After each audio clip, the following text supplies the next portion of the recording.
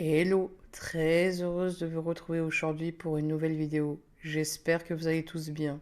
Alors aujourd'hui, nous allons partir aux États-Unis, dans le Dakota. Je vais vous parler d'une disparition très mystérieuse. Ça ne sera pas une longue vidéo, mais je voulais quand même vous la partager. Alors installez-vous bien et c'est parti.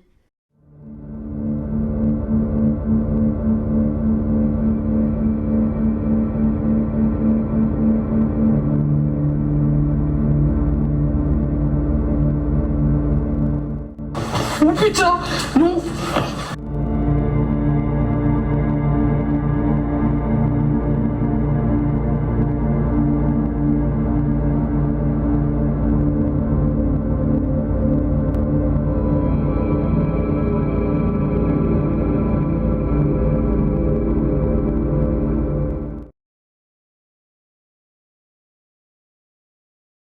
L'histoire de Serenity Dennard commence le 12 mai 2009 à Rapid City, dans le Dakota du Sud, sous des auspices déjà sombres.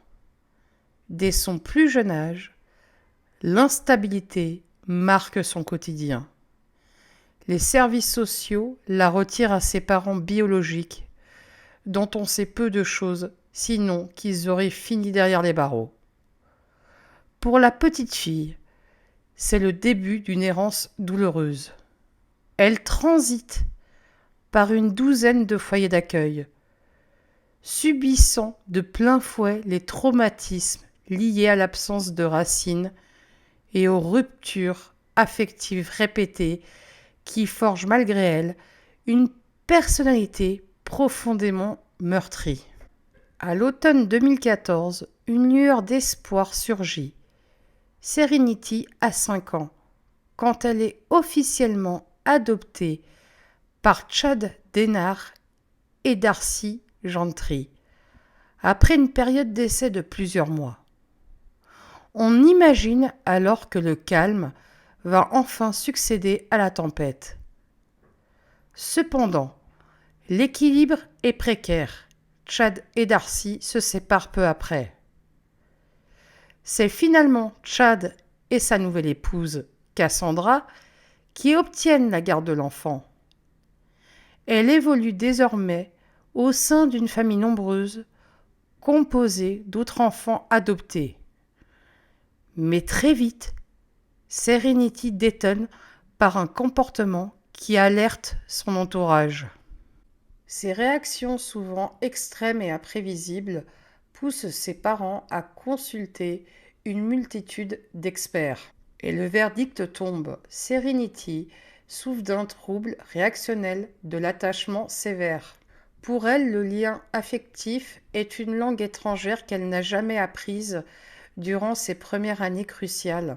Et à cela s'ajoute un trouble disruptif avec dérèglement de l'humeur, se manifestant par une colère sourde et une irritabilité permanente. Elle multiplie les fugues et les menaces d'automutilation, plongeant ses parents dans une détresse immense malgré leur volonté de l'aider.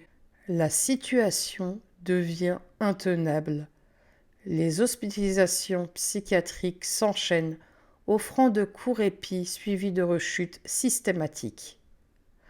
À 9 ans, l'imprévisibilité de Serenity est telle que le sentiment de sécurité s'évapore au sein du foyer. En 2018, Chad et Cassandra prennent la décision la plus difficile de leur vie. Placer Serenity à la Children Home Society, un centre spécialisé de Rockerville. Elle y rejoint une trentaine d'enfants au parcours similaire brisés par la vie.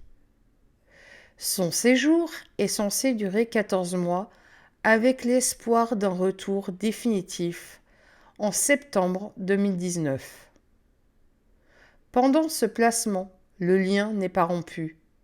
Ses parents l'appellent 2 fois par semaine et participent à des thérapies familiales pour lui prouver qu'elle n'est pas rejetée mais soignée. Le samedi 2 février 2019, lors d'une visite, Chad ressent toutefois une tension. On lui rapporte que sa fille cherche à se cacher et qu'elle a déjà tenté de s'échapper quelques jours plus tôt.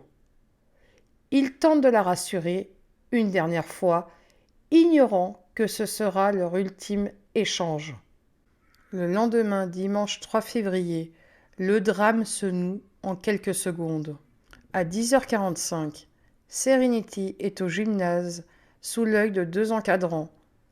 10 minutes plus tard, une diversion volontaire se produit. Un enfant s'enfuit vers le bâtiment principal et l'un des surveillants se lance à sa poursuite, laissant son collègue seul avec le groupe restant. Et c'est la faille que Serenity guettait. Elle s'échappe alors par la porte arrière et s'enfonce dans la nature sauvage. Dehors, le thermomètre affiche -9 degrés et Serenity n'est vêtue que d'un jeans et d'un haut hyper léger, une tenue super dérisoire face au froid du Dakota. L'alerte est donnée en interne, mais la confusion règne. Les radios ne sont pas sur la même fréquence et le protocole d'urgence est bafoué. Au lieu d'appeler immédiatement les secours, la direction demande d'abord d'effectuer des recherches privées. Donc ça veut dire dans les bâtiments. Et ce n'est qu'à 12h26, soit plus d'1 heure et demie après sa disparition, que le 911 est enfin contacté. Un temps précieux a été perdu. Une mobilisation sans précédent s'organise. 1500 agents fouillent les forêts denses, les falaises et les crevasses de Rockerville. Le terrain est un enfer de glace. Malgré les chiens, les hélicoptères et les battues, Serenity reste invisible. Quelques témoins affirment l'avoir vue courir vers la route, mais les informations circulent mal entre les civils et le personnel du centre. La neige finit par tomber, effaçant toute trace potentielle et ensevelissant les derniers espoirs de la retrouver rapidement. Et l'enquête s'étire pendant des mois. Une piste étrange surgit à Las Vegas. Un homme est aperçu avec une fillette ressemblant à Serenity. Des photos sont prises, mais l'individu affirme qu'elle vient d'Afrique du Sud et qu'ils sont liés. Faute d'éléments concrets, la police le laisse repartir, laissant cette piste s'évaporer dans le désert du Nevada. Et on ne saura jamais si c'était elle. Le 28 janvier 2021, les recherches officielles cessent. Le centre de Rockerville est sévèrement pointé du doigt pour ses manquements de sécurité et sa lenteur à réagir. Depuis, l'établissement a radicalement changé ses procédures. Caméras de surveillance, alarmes renforcées et appels immédiats au 911 sont devenus la norme. Mais pour Serenity, ces mesures arrivent trop tard. Aujourd'hui, le mystère demeure. Ses parents portent le poids de l'absence et le venin des critiques extérieures.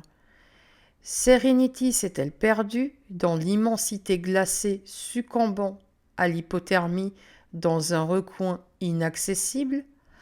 A-t-elle été enlevée par un prédateur opportuniste? Le silence des collines du Dakota du Sud garde jalousement son secret. L'histoire de Serenity n'est plus qu'une ombre, une question sans réponse qui hante encore ceux qui l'ont connue. Comme vous l'aurez compris, à ce jour, Serenity n'a toujours pas été retrouvée et on ne sait pas ce qu'elle est devenue. Mais il y a plusieurs théories et je vais vous les dire. La première, c'est l'hypothèse naturelle et l'enfouissement terminal. C'est la piste privilégiée par les enquêteurs du Dakota du Sud, s'appuyant sur les conditions extrêmes du 3 février 2019. le facteur thermique à moins 9 degrés, sans vêtements adaptés, l'hypothermie survient en quelques minutes. La confusion mentale qui en découle altère radicalement le jugement. Ensuite, on a le phénomène de l'enfouissement. En phase terminale d'hypothermie, un mécanisme de survie archaïque pousse la victime à se camoufler dans des espaces confinés, comme des crevasses, des souches creuses. Le problème de détection, ce comportement expliquerait pourquoi les caméras thermiques et les 1500 bénévoles n'ont rien trouvé. Le corps serait resté prisonnier d'une cavité naturelle, protégé des regards et des capteurs. La deuxième théorie, c'est l'enlèvement opportuniste. Cette théorie repose sur le timing serré entre sa fuite du centre et le signalement officiel. Serenity a été vue pour la dernière fois se dirigeant vers la route de Rockerville. Une enfant de 9 ans seule dans le froid est une cible de choix pour un prédateur de passage. Il s'est quand même écoulé 90 minutes entre sa disparition et l'appel à la police. Ce laps de temps est suffisant pour qu'un véhicule quitte la zone et franchisse les limites du comté, rendant les recherches locales obsolètes dès le départ. La troisième théorie, c'est la piste familiale ou préméditée. Bien que moins étayée par les preuves matérielles, cette piste explore la psychologie de l'enfant. Malgré ses troubles de l'attachement, Serenity était décrite comme très vive. Certains pensent qu'elle aurait pu organiser sa fuite via un contact préexistant à son adoption. Mais il y a des limites, car aucun élément technique, que ce soit téléphone, courrier, visite, ne corrobore un contact avec sa famille biologique, dont les membres étaient sous surveillance ou incapables d'agir à ce moment-là. Et la quatrième théorie, d'ailleurs je vous en ai parlé dans la vidéo, c'est l'énigme de Las Vegas. 2 ans après la disparition, une photo prise à Las Vegas a relancé l'espoir mais aussi l'effroi. Une fillette qui ressemblait à Serenity a été photographiée dans un lieu public avec un homme.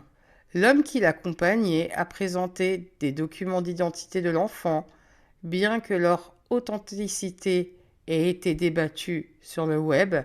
La police n'a pu établir de lien formel avec Serenity, laissant cette piste dans une zone grise administrative. Voilà, cette vidéo touche à sa fin. Moi, si je devais donner ma théorie, je pense que Serenity a succombé malheureusement aux éléments du froid. Mais je vais revenir juste 2 secondes sur l'homme et la fille à Las Vegas. Je pense que la police aurait dû creuser un peu plus là-dedans, même si c'était pas Serenity.